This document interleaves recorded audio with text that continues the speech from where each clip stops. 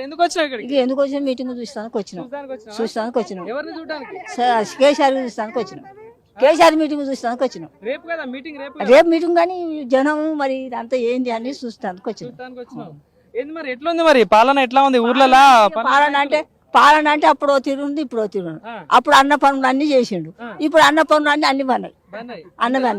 అన్ని పన్నాయి. ఒక బస్ కిరాయి తక్కువ చేసిండు. ఏదో గ్యాస్ కు అన్నాడు. ఆ గ్యాస్ కు పడతానే పడతలేవు. వాళ్ళందరూ గ్యాస్ కు 500 ఇస్తారట, ఫ్రీ కరెంట్ ఇస్తున్నారట.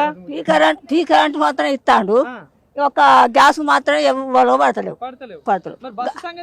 బస్సు సంగతి ఇక ఆడోళ్ళు మొగోళ్ళు అవుతారు, మొగోళ్ళు ఆడోళ్ళు అవుతారు.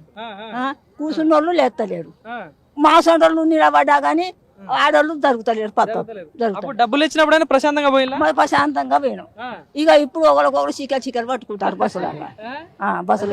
మరి రేవంత్ రెడ్డి ప్రజాపాలన అందిస్తున్నాడట, 6 గ్యారెంటీలు ఇస్తున్నాడు, రైతు బంధు, రుణమాఫీ, పెన్షన్. మీకు 4000 పెన్షన్ అన్నారు. పింఛన్ అవే 2000 వస్తాయి. గంటే 2000. ఇక 4000 పింఛన్ లేదు, 3000 పింఛన్ లేదు, 4000 పింఛన్ లేదు.